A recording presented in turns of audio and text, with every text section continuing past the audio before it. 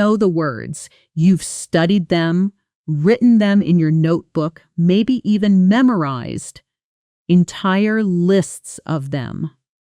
And yet, the moment you open your mouth to speak, they vanish. Your mind goes blank, or worse, it hands you the same 5 basic words you've been using for years. Good, nice, happy, bad, sad. If that sounds familiar, stay with me for the next few minutes because today we're going to fix the real problem. It's not that you don't know enough English. It's that you know passive words, words you can recognize when you read them, but you can't produce them when you speak. Today, we turn passive vocabulary into active vocabulary. We turn recognition into real, spontaneous use. My name is Emma, and this is Natural Word English. If you're new here, welcome. Every single day on this channel, we take advanced C1 to C2 English vocabulary and we place it directly into real-life situations so that instead of memorizing isolated words, you absorb them the way native speakers actually acquired them. Through context, through emotion, through story. By the end of this video, you will have around 60 new advanced words and expressions that you can use immediately. And more importantly, you will know exactly how to use them, when to use them, and how they sound in natural, connected speech. Let's start by understanding why this happens to almost every serious English learner. You spend hours reading articles, watching videos, maybe even studying for an exam like IELTS or C1 Advanced. You collect thousands of words. But collecting is not the same as owning.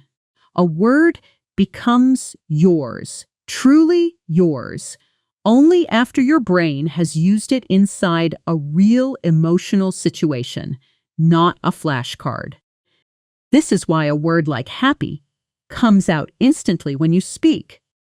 But a word like elated, which you've probably seen dozens of times, stays frozen somewhere in the back of your mind. The fix isn't more studying.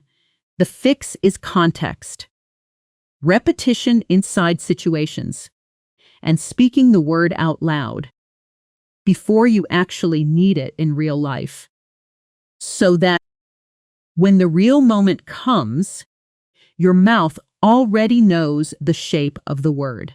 That's exactly what we're going to do together right now. I'll give you a real scene, a real feeling, a real conversation, and I want you to say these words out loud with me, even quietly, even just moving your lips. Don't just listen passively. Your voice needs to practice this, not only your ears. Let's begin with our first block, and it's one that almost everyone can relate to. Emotional reactions in the workplace. Picture this. It's Friday afternoon. You've spent the entire week preparing a report, checking every number, every sentence, every detail. You've been genuinely meticulous about it, meaning extremely careful and precise. Paying attention to every small detail, the kind of person who checks things twice, sometimes 3 times, because small mistakes matter to you. Instead of saying, I was very careful with the report, you can now say, I was meticulous with the report. Notice the sound of it. Meticulous. The stress falls on the second syllable. Meticulous. Say it with me slowly. meticulous. Now, a little faster, the way you'd actually say it in a sentence. I was meticulous about every detail. Good. Now, imagine this. You finish the report. You send it to your manager, confident, maybe even a little proud.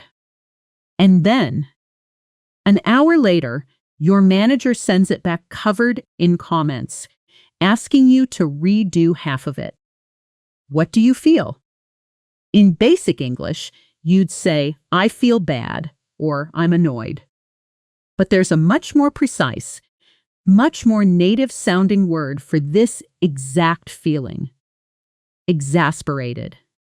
It means extremely irritated or frustrated, especially because something keeps happening again and again, or because a situation feels unfair after all your effort. I was exasperated when he rejected my report after I'd worked on it all week. Let's break the sound down. X-A-S-perated. The stress is on the second syllable. In fast, natural speech, the middle often blurs together. Exasperated. Say it slowly first. Exasperated. Now faster, the way a native speaker would actually say it in a sentence. Letting the sounds connect naturally. I'm so exasperated right now. Let's put this into a real scene. Imagine you're sitting at your desk. The office is quiet except for the sound of typing somewhere nearby. Your phone buzzes. It's an email from your manager. Your stomach tightens slightly as you open it. Now listen to this conversation and notice how these two words appear naturally. Sarah, I just got your report back from the review. Honestly, some parts were incredibly meticulous. The data section was flawless. David, thank you. I spent hours checking it. Say, raw. But he wants you to redo the entire introduction again. David, are you serious? This is the third time. I'm honestly exasperated at this point. Sarah, I get it. It's frustrating when you've clearly put in the effort. David, it's not even that the feedback is wrong, it's that it keeps changing every single time. Sarah, have you told him that directly? David, not yet. I don't want to sound like I'm complaining. Sarah, there's a difference between complaining and being honest about your workload. Now let's practice this ourselves. I'm going to read David's lines, and I want you to imagine you're Sarah, responding naturally in your own words, using at least one of our new words if you can. Pause after each of David's lines and answer out loud before I give you an example response. David says, I'm exasperated. This is the third time he's asked me to redo this. Pause the video for a second and answer as Sarah, in your own words. Here's one natural way Sarah might respond. That does sound exhausting. Maybe it's worth asking him for clearer expectations from the start. Notice how natural, simple, connecting words hold the sentence together, while the emotional vocabulary carries the real meaning.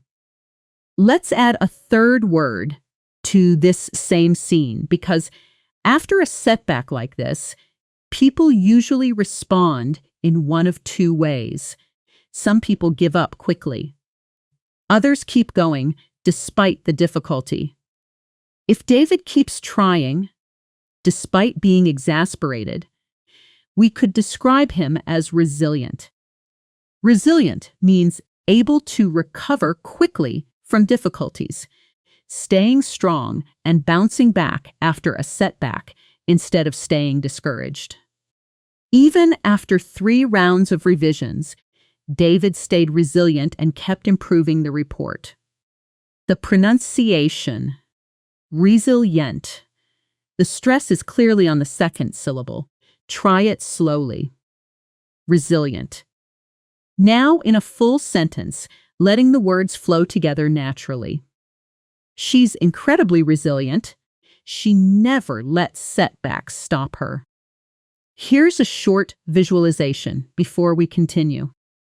Close your eyes for just a moment, or simply imagine this in your mind as I describe it. You're walking into the office on Monday morning. The revised report is finally approved. Your manager stops by your desk and says, "Good work. This version is exactly what we needed." How would you feel? Try building this thought fully in English, out loud if you can. I would feel elated.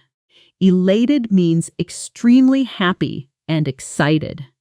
A stronger, more vivid version of happy, usually used for a specific moment of great success or good news. Not a general daily feeling. I felt elated when I found out I got the promotion. Pronunciation, I-lated. Elated. Notice the A sound in the middle, like the word late. Elated. Now a full natural sentence. She was absolutely elated when she got the acceptance letter. Let's also learn the opposite feeling. Because life at work isn't only about the good moments. Imagine instead that on Monday, your manager tells you the report has been rejected completely and the entire project might be canceled. That heavy, uncomfortable feeling of worry about something that hasn't happened yet. That's apprehensive. Apprehensive means feeling worried or nervous about something that might happen in the future, often before an important event or an uncertain outcome. I felt apprehensive before the meeting because I didn't know how they'd react to the new numbers. Pronunciation. Apprehensive. The stress is on the third syllable. Apprehensive. In a sentence, I'm a little apprehensive about the interview tomorrow. And finally, for people who don't hide how they feel, who show visible annoyance or displeasure openly, we have the word disgruntled. Disgruntled means displeased or dissatisfied, and it's often used about someone who is quietly annoyed and shows it through their attitude or behavior rather than shouting about it. The disgruntled employee stopped volunteering for extra projects after being passed over for promotion. Pronunciation. Disgruntled.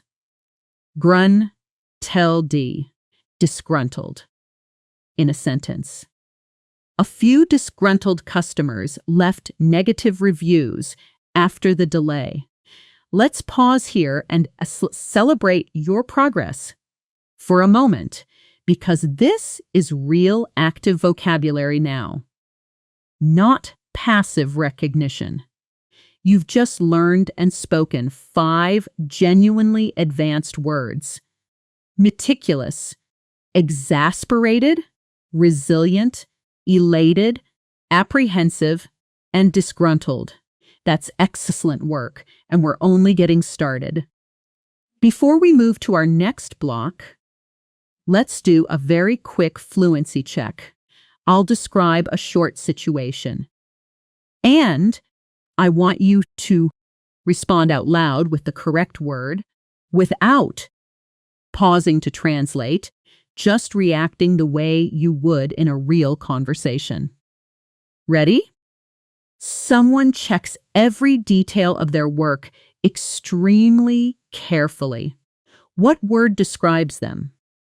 Meticulous, exactly. Someone feels extremely happy after hearing great news. Elated. Someone feels nervous about something that hasn't happened yet. Apprehensive. Nice work. That reaction speed is exactly what builds real fluency. Now let's move into our second block, and we're shifting from emotional reactions to something equally important, describing personality.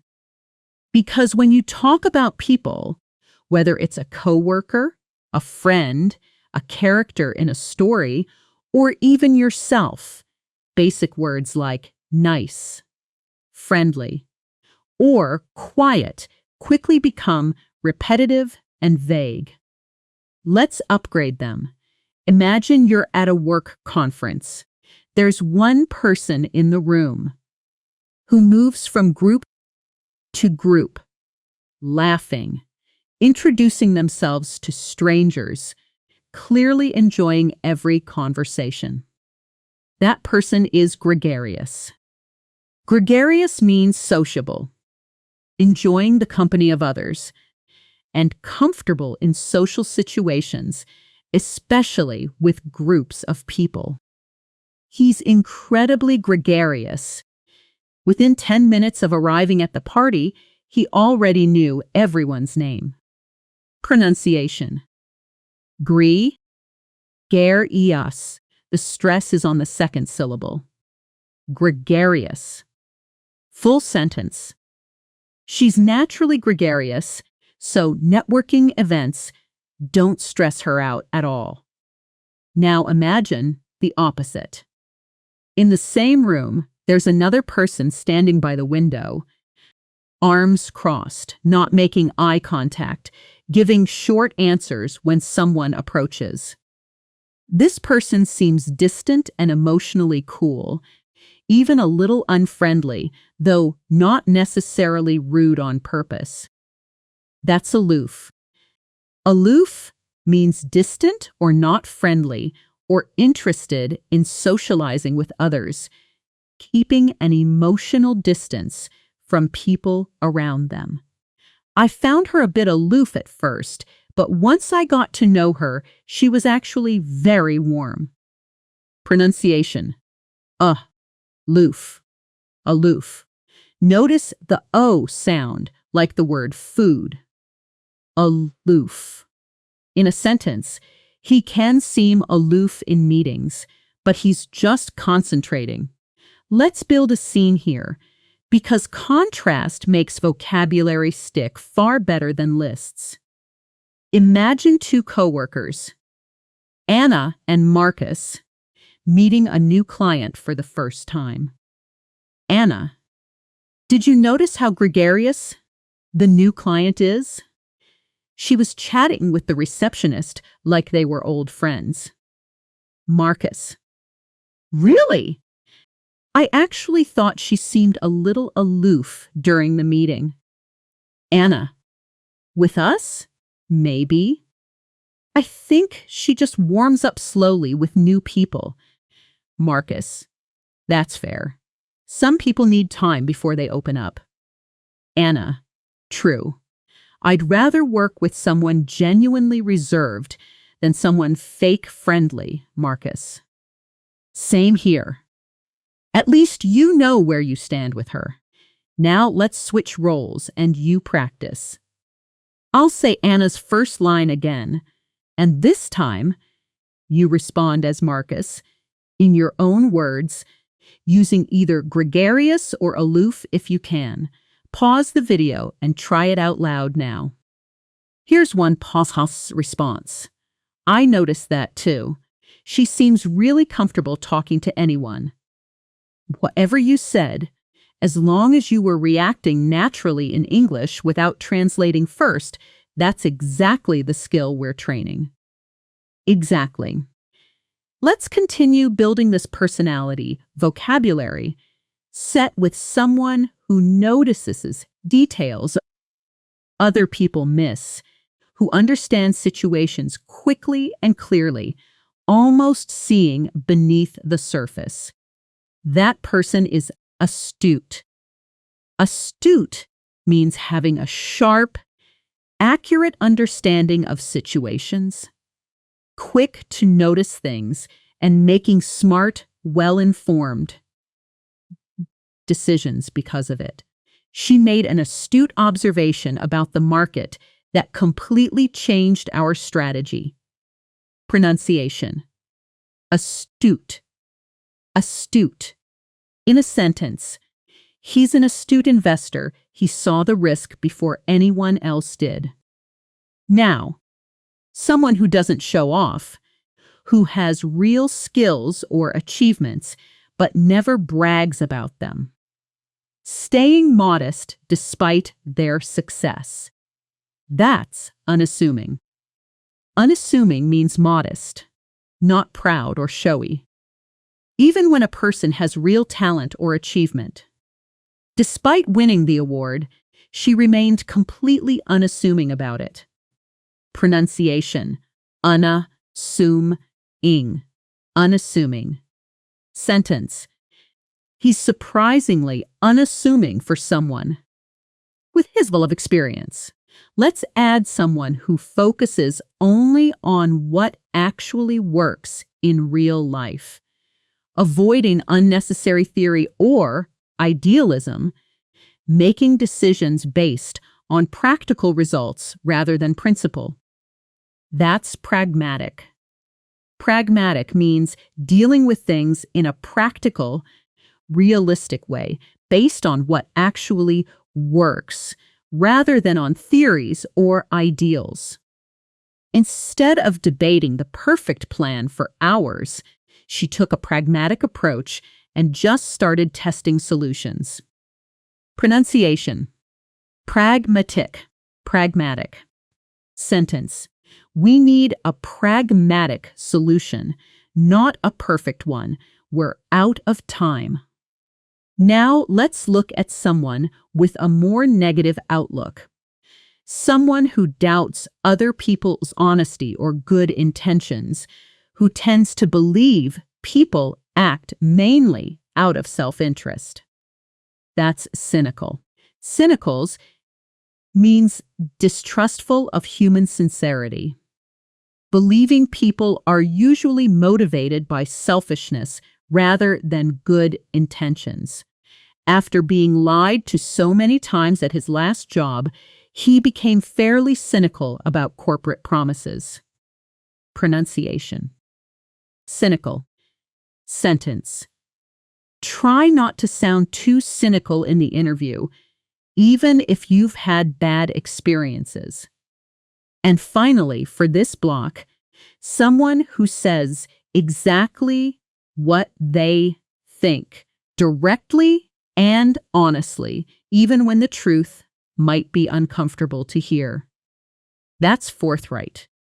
Forthright means direct and honest in speech, saying what you think clearly without avoiding the truth.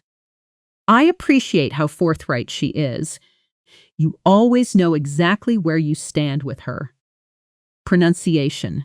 Forthright. Forthright. Sentence. He gave a forthright answer, even though it wasn't what they wanted to hear. Let's take just a moment here, a short pause before we move forward. Take a slow breath. Let your shoulders relax. You've now added 6 more words to your active vocabulary. Gregarious, aloof, astute, unassuming, pragmatic, cynical, right? And forthright, that's actually 7. Wonderful work. Notice something important. You're not just memorizing definitions anymore. You're starting to picture real people, real situations, real conversations attached to each word. That's exactly how these words move from your notebook into your actual speech. Before we continue to our next block, let's practice one quick pronunciation and connected speech pattern. Because knowing a word and recognizing it when someone speaks quickly are two very different skills. In fast, natural speech, native speakers often connect the end of one word to the beginning of the next. Listen to the difference between careful, separated speech and fast, natural speech. Slowly. She is an astute observer. Now quickly, the way you'd actually hear it in conversation, where is Anne blends almost into is Anne. She's an astute observer. Try saying it fast yourself a few times. She's an astute observer. This blending is completely normal. And the more you practice producing it yourself, the easier it becomes to understand when you hear other people speaking at natural speed. Coming up in this video, we still have a lot ahead of us.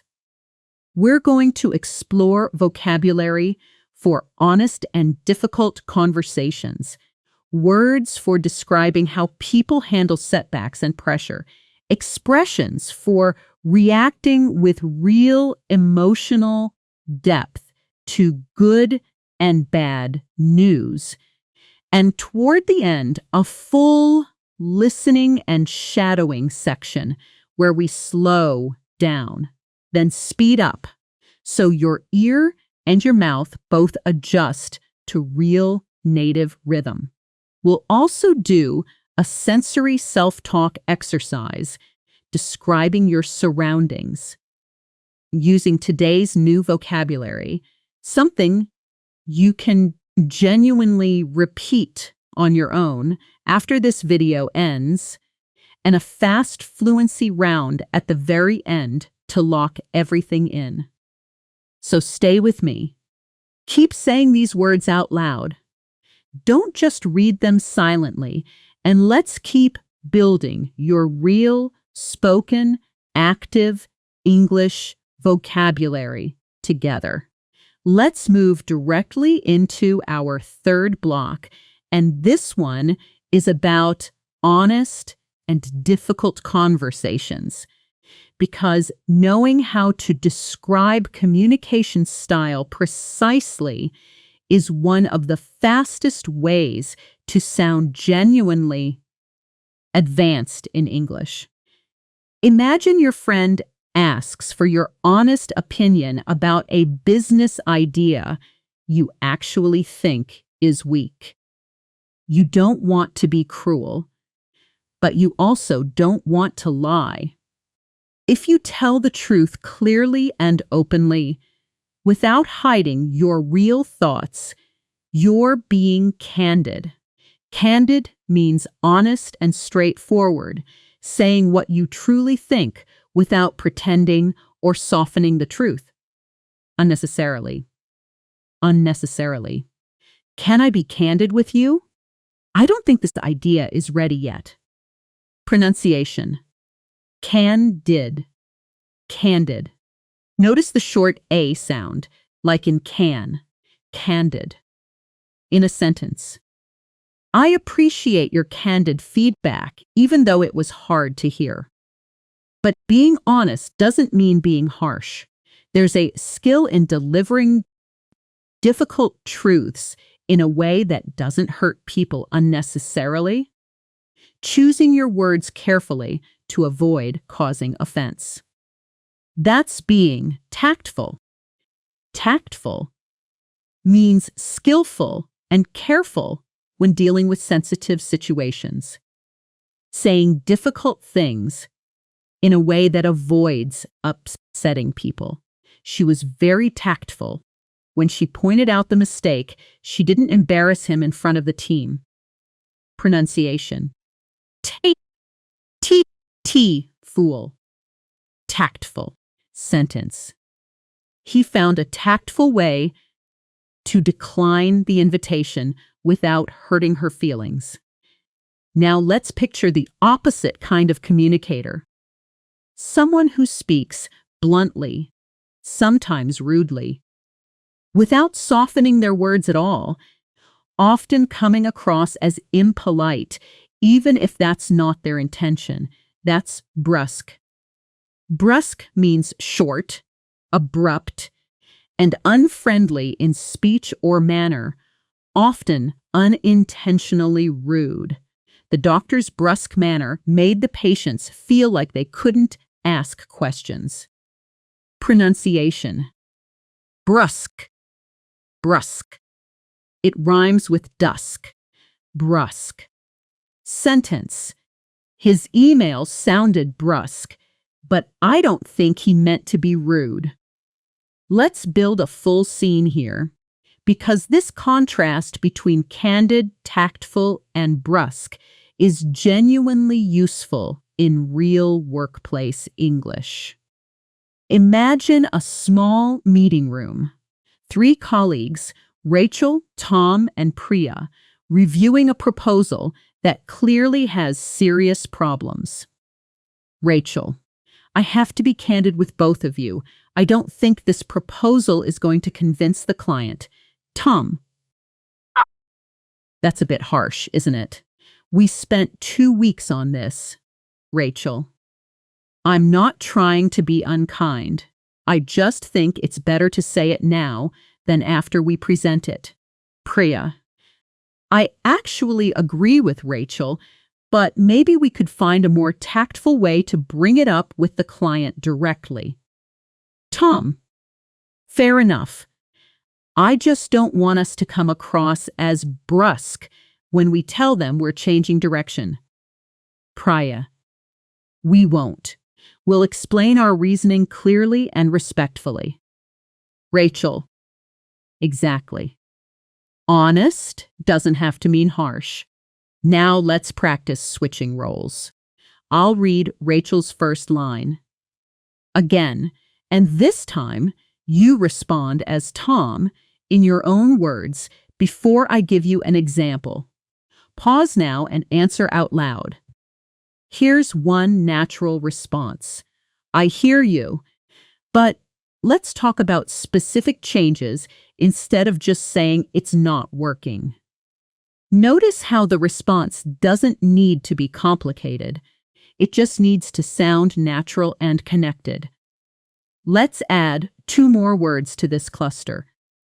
First, someone who gives generously and forgives easily, especially toward people who might not deserve it, showing genuine kindness even in difficult situations.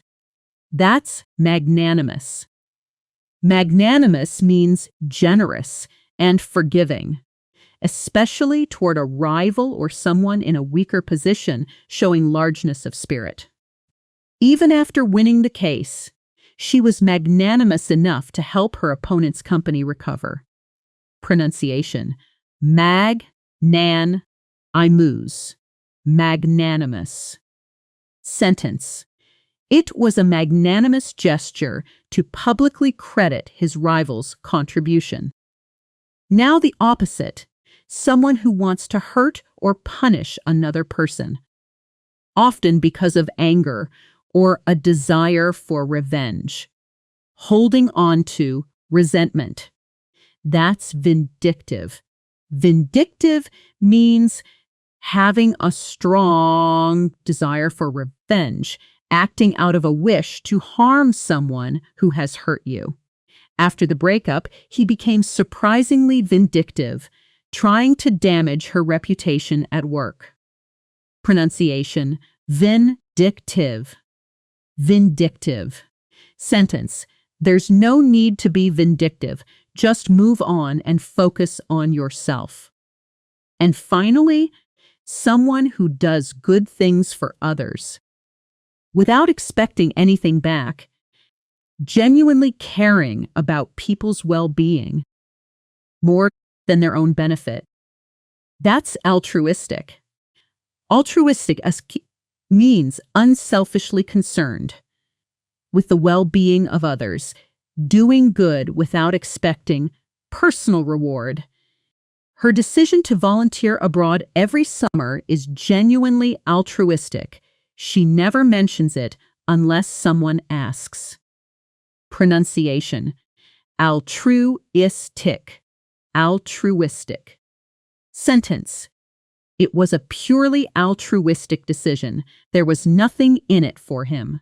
Let's celebrate again for a second, because you've now added candid, tactful, brusque, magnanimous, vindictive, and altruistic to your active vocabulary. That's genuinely impressive. And notice something. These aren't textbook words anymore. They're words attached to real people, real meetings, real emotional situations in your mind. That connection is exactly what makes a word stick permanently instead of disappearing after the video ends. Now let's move to block 4, which is about decision-making and mindset, because how you describe the way someone thinks and decides is one of the clearest signs of advanced English fluency. Imagine a coworker who never rushes into decisions, who thinks carefully about risks before acting, avoiding unnecessary danger. That person is prudent.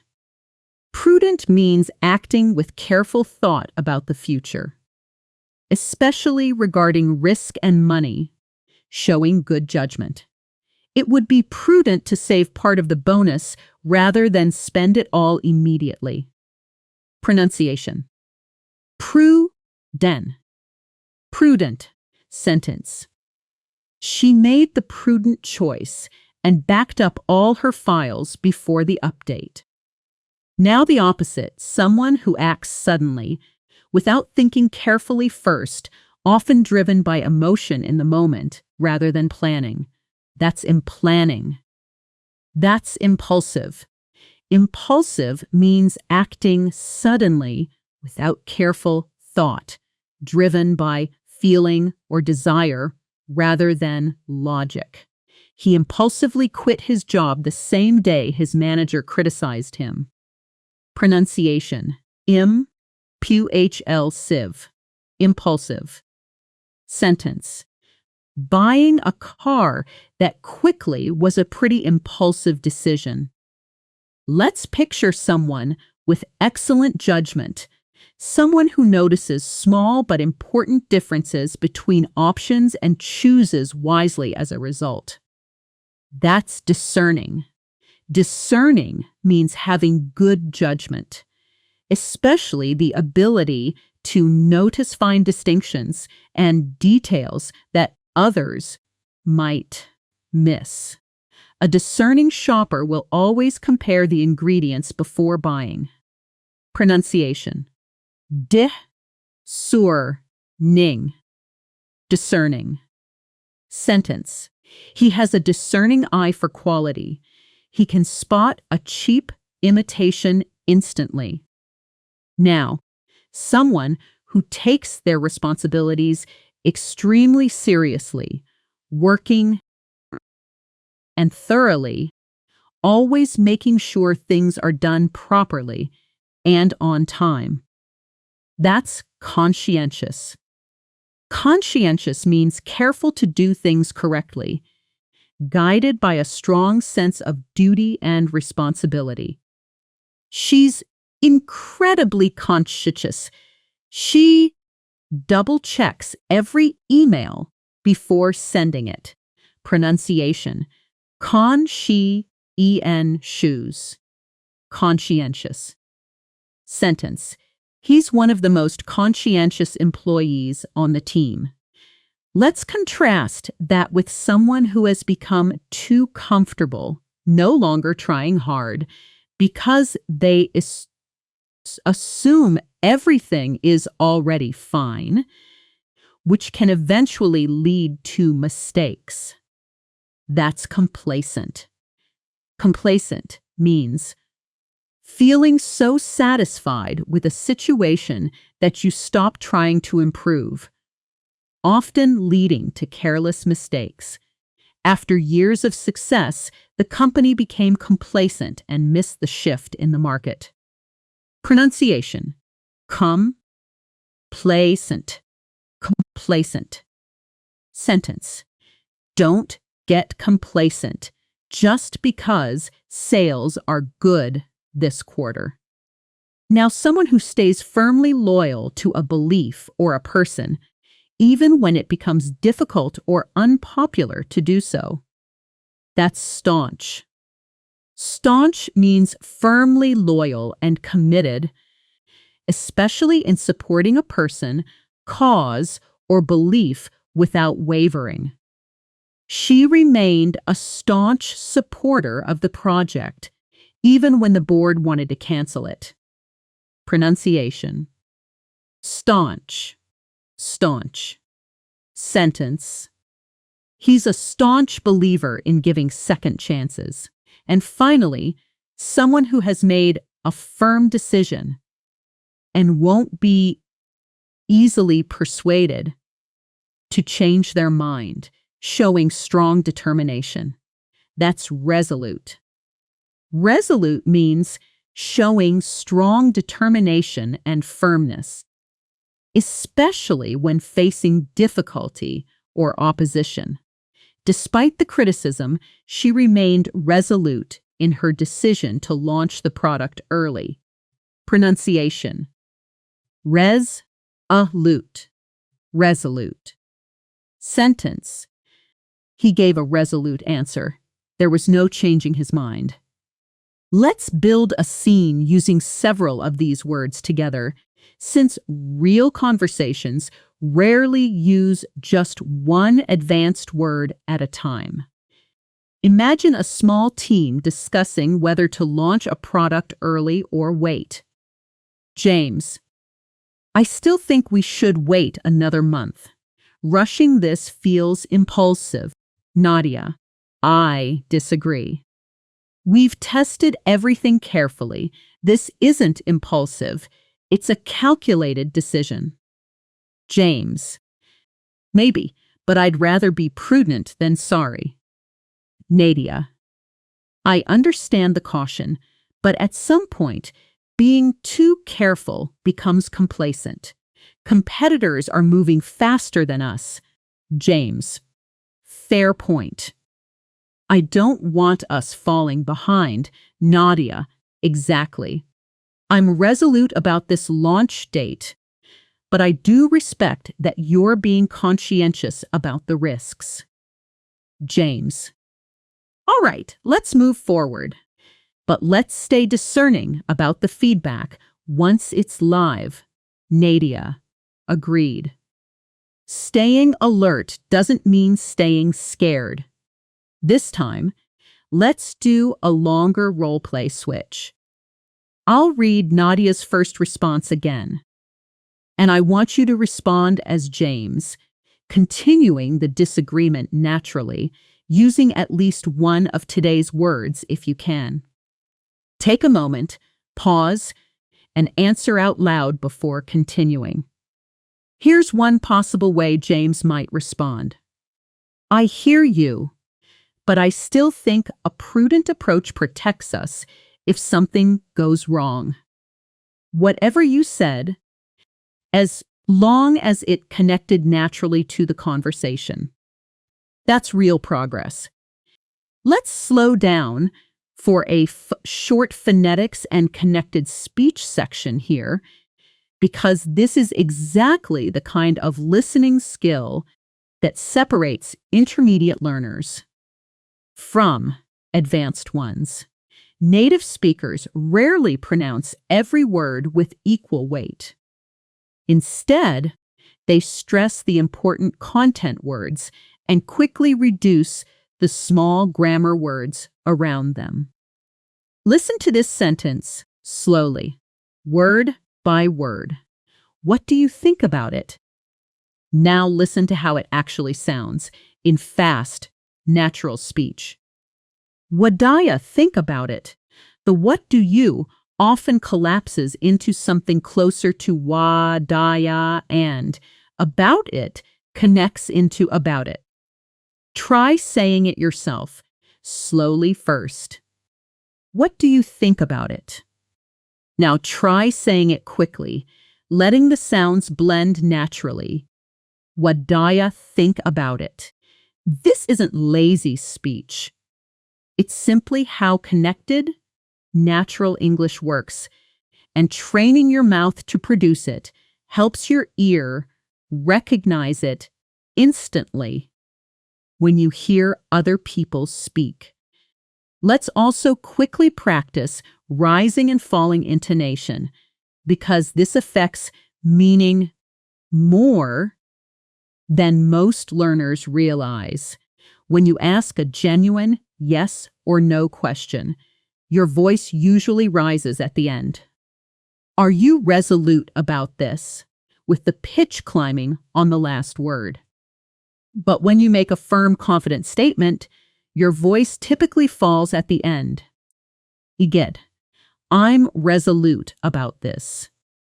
Try both out loud, first as a rising question, then as a falling statement. Are you resolute about this? I'm resolute about this.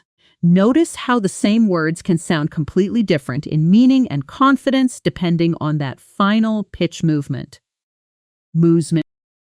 Before we move into our next block, let's take a short, quiet moment to breathe and let everything settle. If you're listening while walking, sitting, or relaxing somewhere, just take a slow breath in and out. You've now learned prudent, impulsive, discerning, conscientious, complacent, staunch, and resolute, on top of everything from before. That's already close to 20 new active words in this single session, genuinely excellent progress, and we still have a lot of valuable ground to cover. Let's continue into Block 5, focusing on how people react to setbacks and pressure.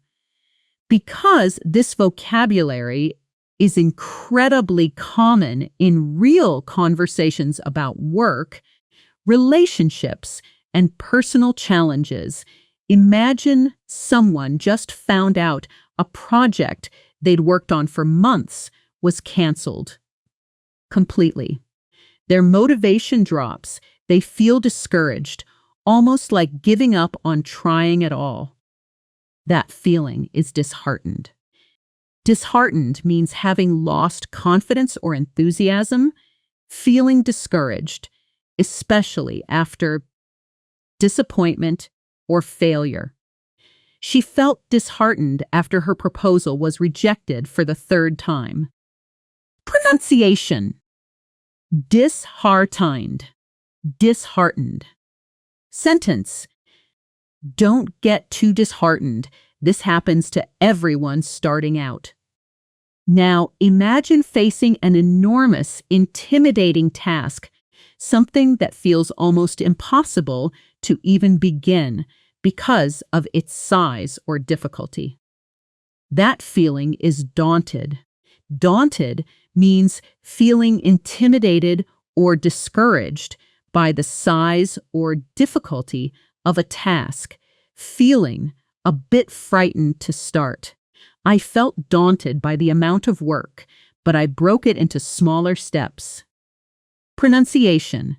Daunted. Daunted. Sentence. He wasn't daunted by the challenge. He actually seemed excited by it. Let's now look at the opposite reaction.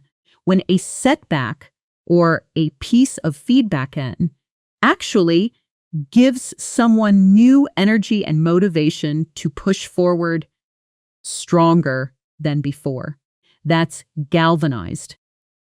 Galvanized means suddenly filled with energy and motivation to take action, often as a reaction to a shock, challenge, or strong emotion. The harsh review actually galvanized her to completely rewrite the manuscript. Pronunciation. Galvanized.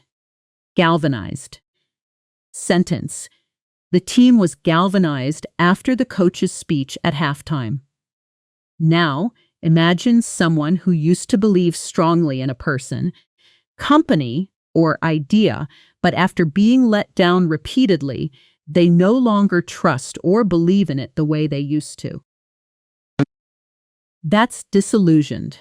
Disillusioned means having lost your positive beliefs or trust in something after discovering unpleasant truths about it.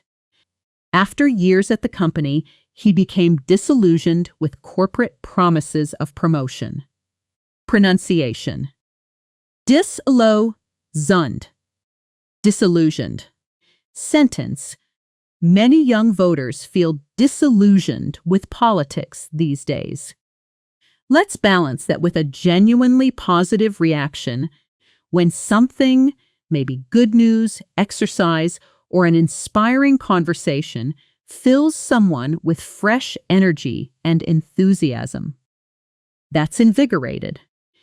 Invigorated means filled with energy and enthusiasm, feeling refreshed and strengthened. A short walk outside always leaves me feeling invigorated before a big meeting. Pronunciation. Invigorated. Invigorated. Sentence. She felt invigorated after finally finishing the report. And now, for something even stronger than elated. Describing intense excitement, often connected to achievement or thrilling experience. That's exhilarated. Exhilarated means feeling extremely excited, happy, and full of energy, often after an intense or thrilling experience. He felt exhilarated after finishing his first marathon. Pronunciation. Exhilarated. Exhilarated. Sentence.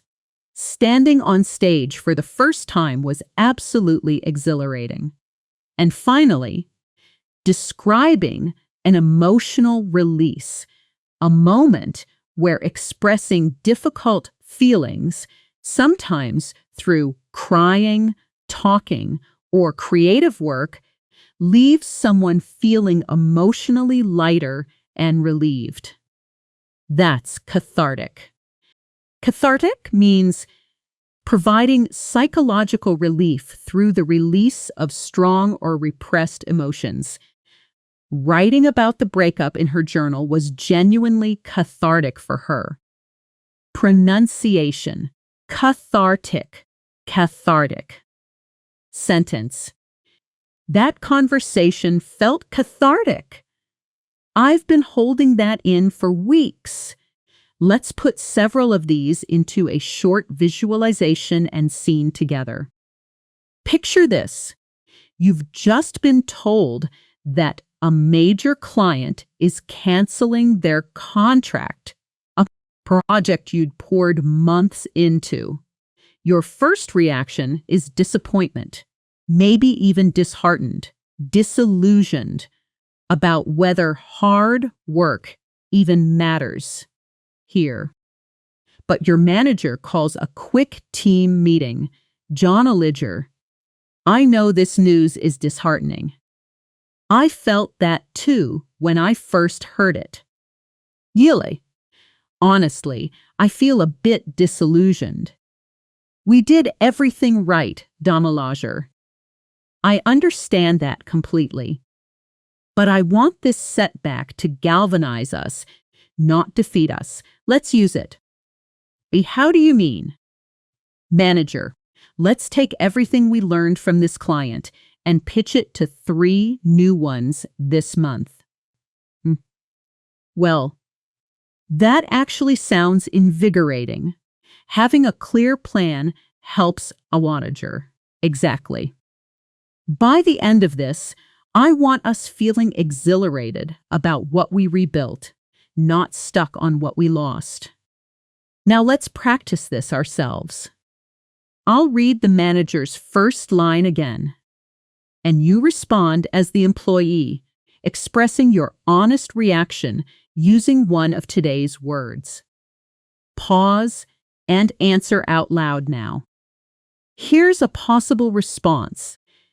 It really is disheartening, but I appreciate you addressing it directly instead of ignoring it. Whatever your version was, notice how naturally these emotional words fit into honest, real conversation, far better than repeating bad or sad every time. Let's take a short, quieter moment here, a brief pause in the rhythm of the lesson. The same kind of pause we've used earlier. If you're sitting somewhere calm right now, let your body relax for a few seconds. Notice your breathing. This isn't wasted time. Your brain actually processes and stores new vocabulary more effectively during these small mental breaks between intense learning blocks. When you're ready, let's continue. We've now covered disheartened, daunted, galvanized, disillusioned, invigorated, exhilarated, and cathartic. 7 more words added to your growing active vocabulary. Combined with everything from earlier, you're building a genuinely rich, precise emotional vocabulary that most learners never develop, because most learners stop at happy, sad, angry, and tired. You're going far beyond that today. Coming up, we still have important ground to cover. Vocabulary for communication style and emotional composure. A full section on real listening for gist at natural speed. A genuine shadowing practice segment. A sensory self-talk exercise using everything we've learned, and our final fluency round before we close today's lesson. Keep speaking these words out loud. Don't let yourself become a silent listener. Your mouth needs this practice just as much as your ears do, and let's continue building this together. Block 6. And this one focuses on communication style and emotional composure, because how someone handles pressure while speaking is often more revealing than what they actually say. Imagine someone who rarely shares their thoughts or feelings openly, preferring to stay quiet, especially in group settings or when discussing personal matters. That's reticent. Reticent means reserved, not revealing thoughts or feelings easily, tending to stay quiet rather than share openly. He's usually reticent in meetings, but when he does speak, people listen carefully. Pronunciation. Reticent. Reticent. Sentence. She was reticent about her plans until everything was confirmed. Now imagine the opposite kind of person, someone who treats a serious situation carelessly, making jokes or dismissive comments when the moment actually calls for seriousness. That's flippant. Flippant means not showing proper respect or seriousness, treating a serious matter casually or with careless humor. His flippant comment about the layoffs didn't go over well with the team. Pronunciation. Flip-unt. Flippant. Sentence. Try not to sound flippant when you apologize. It needs to feel genuine. Speaking of apologies, let's learn a word for someone who feels genuine regret and clearly shows it. Admitting they were wrong without making excuses. That's contrite. Contrite means feeling or showing sincere remorse for wrongdoing, genuinely regretful. He gave a contrite apology and offered to fix the mistake personally. Pronunciation. Contrite. Contrite. Sentence. She looked genuinely contrite when she realized how her words had hurt him. Now let's look at someone who becomes aggressive and hostile quickly, showing anger openly and sometimes provoking conflict rather than avoiding it. That's belligerent. Belligerent means hostile and aggressive, ready to argue or fight, showing open aggression in words or behavior. The customer became belligerent when the refund was denied, raising his voice at the staff. Pronunciation: rent. Belligerent. Sentence: there's no need to get belligerent. We can solve this calmly. Let's contrast that with someone who stays completely calm and unconcerned, even in a situation where you'd expect worry or excitement, showing an almost careless lack of concern. That's nonchalant. Nonchalant means calm and relaxed, showing a casual lack of concern, sometimes surprisingly so, given the circumstances. She stayed remarkably nonchalant about the delayed flight while everyone else panicked. Pronunciation: non-sh-l-h-n-t. Nonchalant. Sentence: he answered the tough question with a nonchalant shrug. Now, the ability to stay mentally calm and balanced, especially in a stressful or difficult situation, without losing composure. That's equanimity.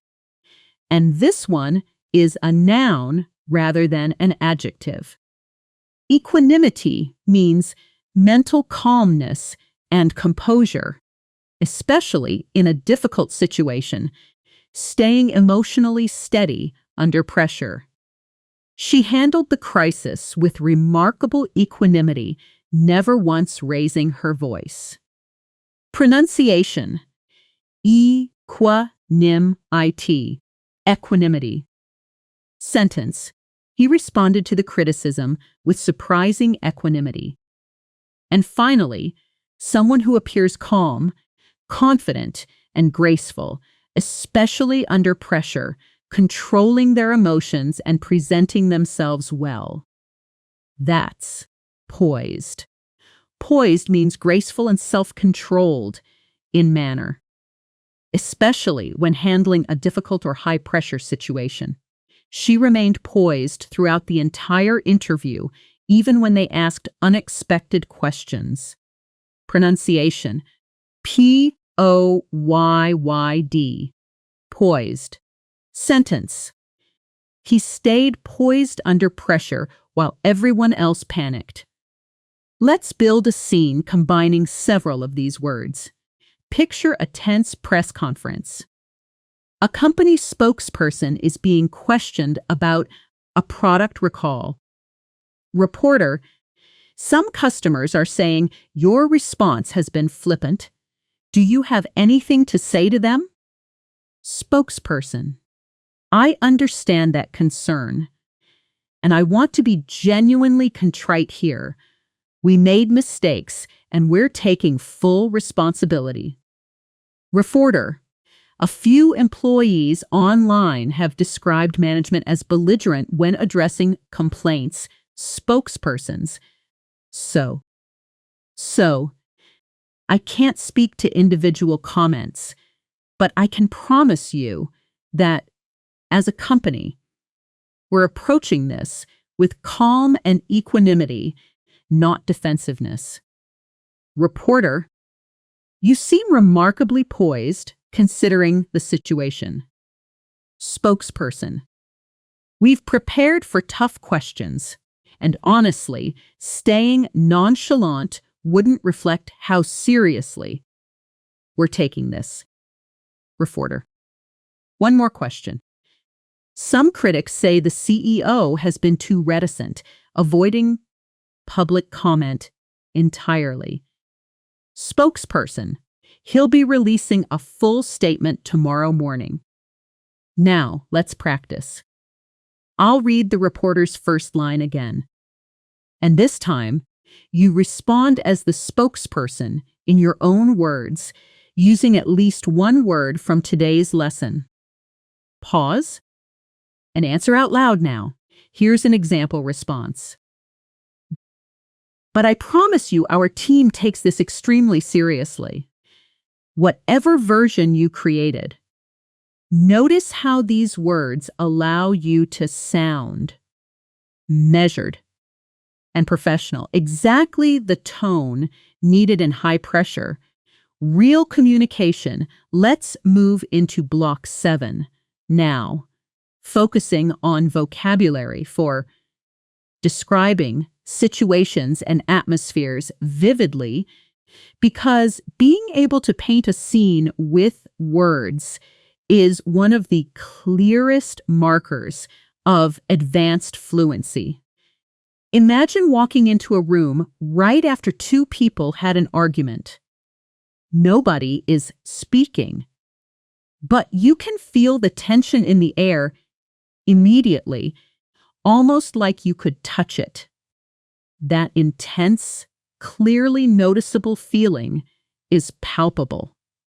Palpable means so intense that it seems possible to touch or clearly perceive, describing an emotion or atmosphere that's obvious and strong. The tension in the room was palpable after the announcement. Pronunciation. Palpable. Palpable. Sentence. There was a palpable sense of relief once the exam was finally over. Now imagine a party where the mood is quiet, low energy, and restrained, perhaps because of sad news or a serious atmosphere. The opposite of loud celebration. That's subdued. Subdued means quiet, restrained, or lacking in intensity, describing a calm or low mood, sometimes uncomfortably so. The mood at the office was subdued after the layoffs were announced. Pronunciation. Subdued. Subdued. Sentence. Everyone was strangely subdued during dinner that night. Let's contrast that with a lively, cheerful, optimistic mood, full of energy and confidence, the kind of atmosphere that makes people feel light and hopeful. That's buoyant. Buoyant means cheerful and optimistic, full of confident energy, describing a lively and positive mood or atmosphere. The team felt buoyant after their unexpected win. Pronunciation. Buoyant. Buoyant. Sentence. There's a buoyant energy in the office since the new project launched. Now let's look at behavior or moods that change suddenly and unpredictably, without any clear pattern, making it hard to know what to expect next. That's erratic. Erratic means irregular and unpredictable, lacking a consistent pattern, often describing behavior or performance that shifts without warning. His mood has been erratic lately, calm one moment and irritated the next. Pronunciation. Erratic. Erratic. Sentence. The company's erratic pricing made customers hesitant to trust the brand.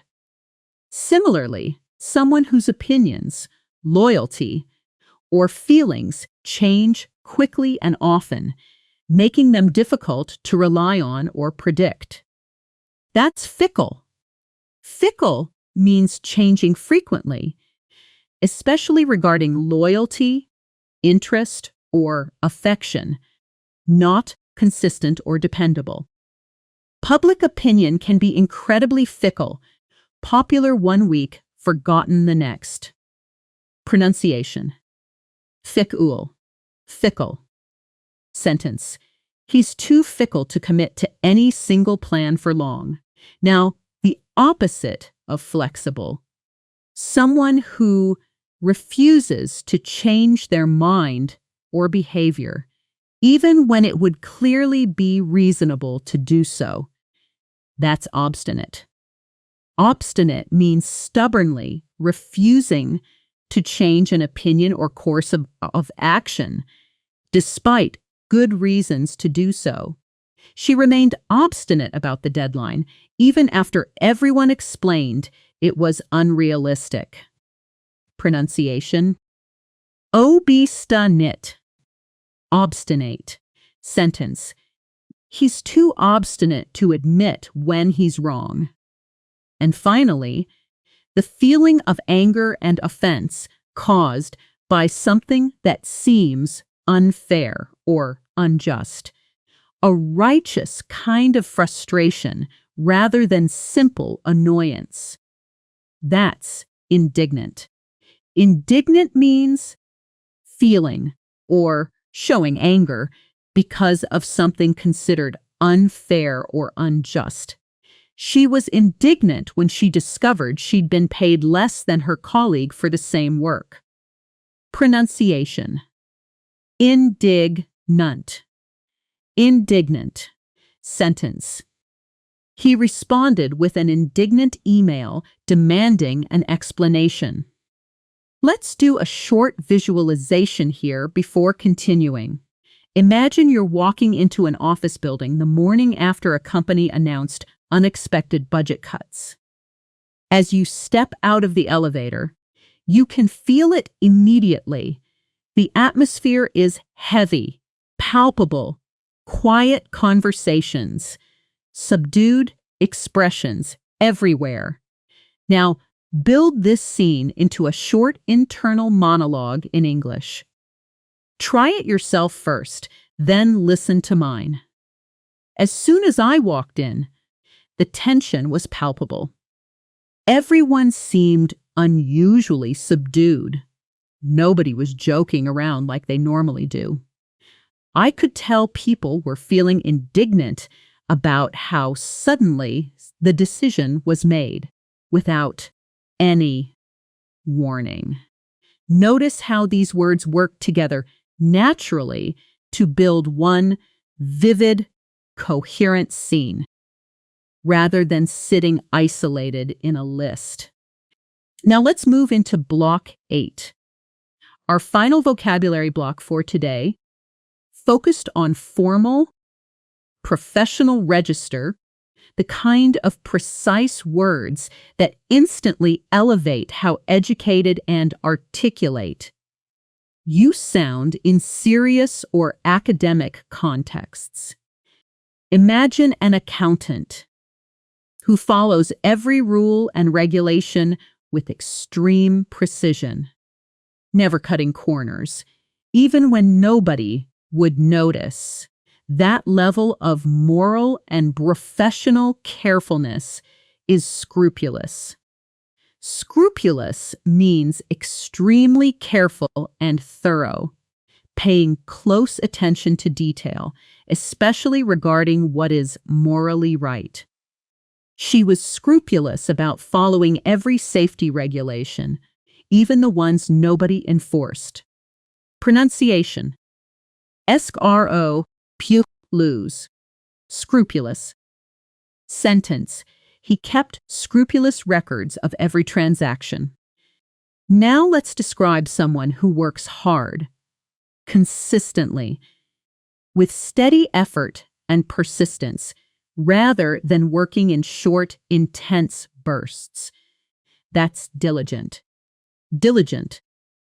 Diligence means showing careful and persistent effort in work or duties, hardworking and thorough over time. Her diligent preparation paid off when she aced the certification exam. Pronunciation: diligent, diligent. Sentence: he's one of the most diligent students I've ever taught.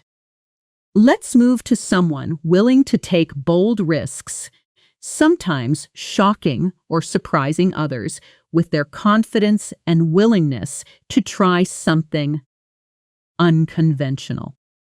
That's audacious. Audacious means showing a willingness to take bold risks, often surprisingly confident or daring. It was an audacious move to challenge the industry leader directly, but it worked.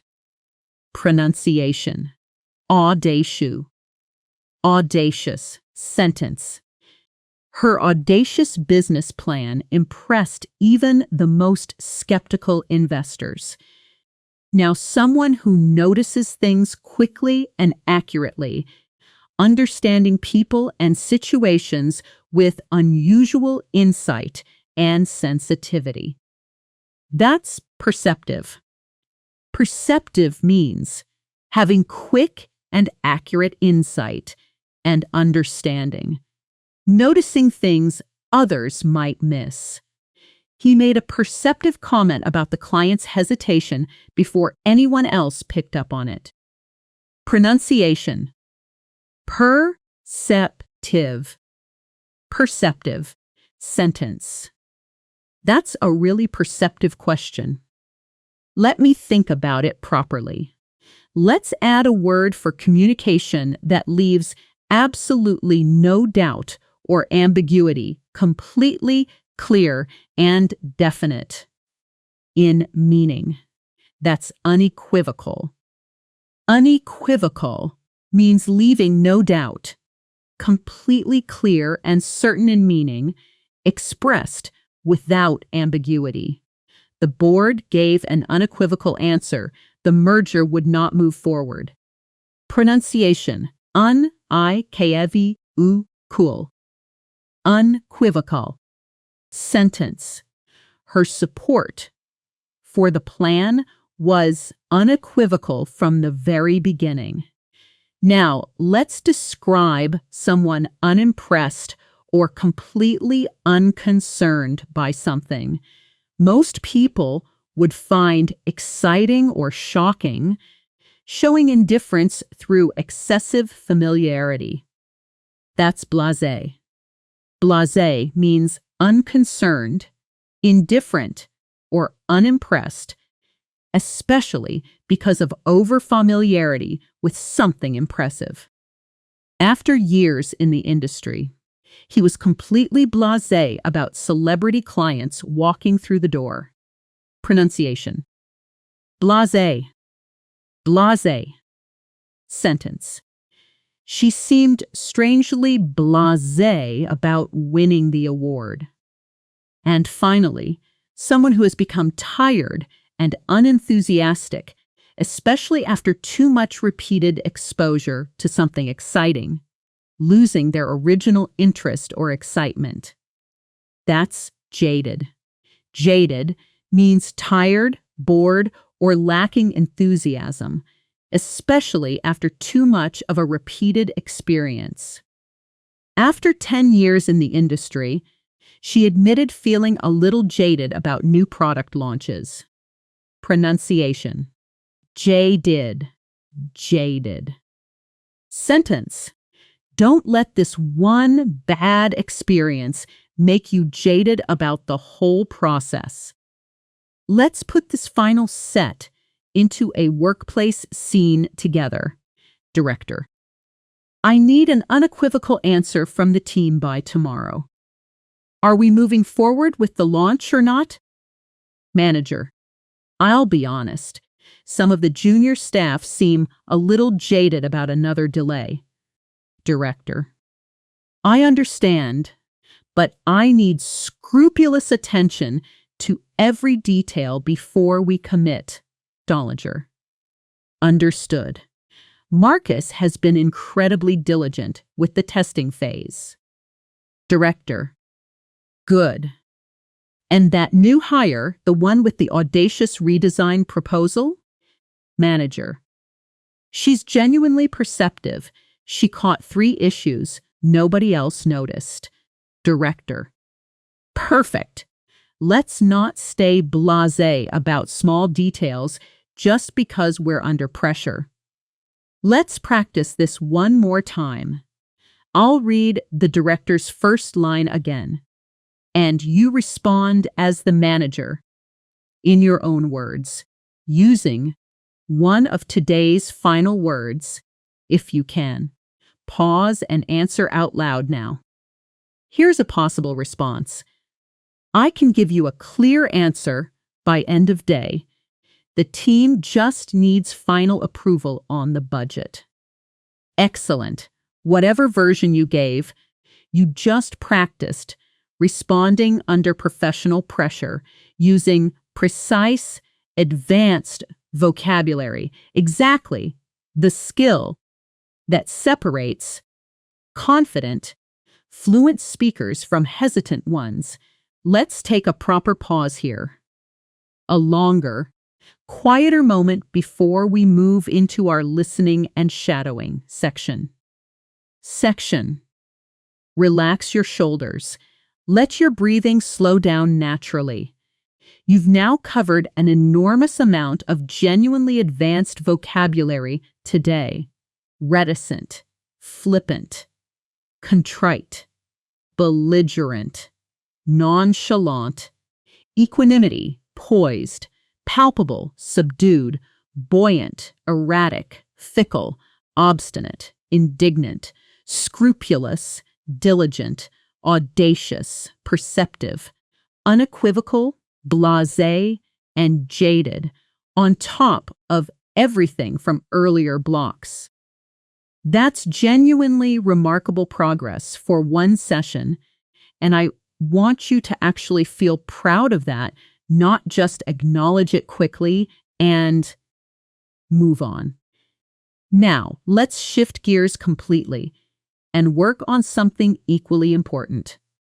How your ear processes fast, natural English, and how your mouth learns to imitate it accurately.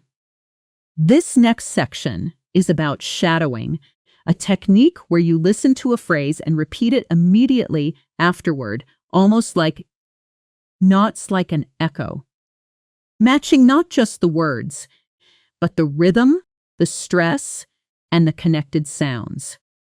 This is different from simply repeating after a pause. The goal is to speak almost simultaneously, training your mouth and brain to process and produce English in real time without the delay of translation or preparation. Let's try it together. I'll say a short phrase, and immediately after, without pausing to think, repeat it out loud as quickly as you can, copying my rhythm exactly. Ready? She handled it with real equanimity. Now you, immediately. She handled it with real equanimity. Again. His comment felt genuinely flippant. Now you. His comment felt genuinely flippant. One more. The tension in the room was palpable. Now you. The tension in the room was palpable. Notice how shadowing forces your brain to process meaning and sound simultaneously, rather than translating word by word, which is exactly the mental shift that leads to real fluency. Let's now practice listening for gist, a crucial skill for understanding native speakers who talk quickly, especially in casual conversation. You don't need to catch every single word to understand the meaning. You need to catch the key content words and let your brain fill in the rest. Listen to this sentence at natural, fast speed. I mean, honestly, after everything that happened, I think she handled the whole situation, sequid, with way more equanimity than I would have. Even if you didn't catch every single word clearly, what's the main idea? The key content words are handled, situation, and equanimity, meaning she stayed calm despite something difficult happening. When you're in a real conversation and someone speaks quickly, instead of freezing because you missed a word, practice using natural filler responses that keep the conversation flowing while your brain catches up. Phrases like, I see. That makes sense. Or, right, right. This keeps communication smooth instead of stopping it completely. Now let's do one more sensory self-talk exercise before we move to our final section. This is something you can genuinely repeat on your own, anytime, without a video guiding you. The idea is simple. Describe your immediate surroundings using today's vocabulary out loud or in your mind, connecting words directly to real sensory experience rather than abstract memorization. Let's try it together right now. Look around wherever you are. Is the atmosphere around you calm, or is there some kind of tension? Try building a sentence. The mood here feels pretty subdued right now. It's quiet. Or if you're somewhere lively, there's actually a buoyant energy in this cafe today. Now think about how you're feeling in this exact moment listening to this lesson. Are you feeling invigorated by everything you've learned, or maybe a little daunted by how many new words there were? Noon. Either reaction is completely normal. Just try to express it. Honestly, I feel a bit invigorated right now. My brain is definitely working. This kind of spontaneous, sensory self-talk is exactly how you turn today's vocabulary into permanent, automatic, active language. Because you're not memorizing anymore. You're actually using English to describe your real, immediate life. Now, let's move into our fluency round. The fast-paced recap where we run through everything we've learned today, one word after another, without stopping the way real conversation actually flows. I'm going to describe a short scenario for each word, and I want you to say the word out loud immediately, without pausing to translate or search for it. Just react instantly, the way a fluent speaker would. Ready? Let's go. Someone who checks every detail with extreme care. Meticulous. Extremely frustrated after repeated problems. Exasperated. Someone who bounces back quickly from setbacks. Resilient. Extremely happy after great news. Elated. Nervous about something in the future. Apprehensive. Quietly displeased and showing it. Disgruntled. Sociable. Enjoys talking to everyone. Gregarious. Distant. Emotionally cool. Aloof. Sharp. Accurate understanding of situations. Astute. Modest despite real talent. Unassuming. Practical, focused on what works. Pragmatic. Distrustful of people's true motives. Cynical. Direct and honest, even when uncomfortable. Forthright. Keep going. Don't stop. Let your mouth react, before your mind has time to hesitate. Honest, even when the truth is hard. Candid, careful not to offend when saying something difficult. Tactful, abrupt and unintentionally rude. Brusque, generous and forgiving toward a rival. Magnanimous, wanting revenge after being hurt. Vindictive, helping others without expecting anything back. Altruistic, careful about risk, thinking ahead. Prudent, acting suddenly without thinking. Impulsive, noticing fine details others miss. Discerning, extremely responsible and careful with duties. Conscientious, too comfortable, no longer trying hard. Complacent, firmly loyal, even when it's difficult. Staunch, determined, won't change their mind. Resolute, excellent, you're not even pausing anymore. That reaction speed is exactly what real fluency sounds like. Let's continue. Discouraged after a disappointment. Disheartened, intimidated by a huge task, daunted. Suddenly filled with motivation after a setback. Galvanized, no longer trusting something you once believed in. Disillusioned, refreshed, and full of new energy.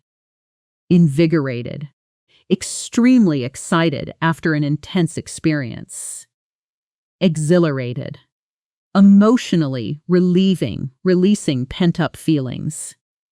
Cathartic, reserved, doesn't share feelings easily. Reticent, careless and disrespectful about something serious.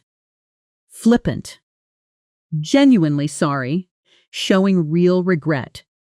Contrite, aggressive and ready to argue. Belligerent, calm and unconcerned, almost too relaxed. Nonchalant, mental calmness under pressure. Equanimity, graceful and composed under difficulty.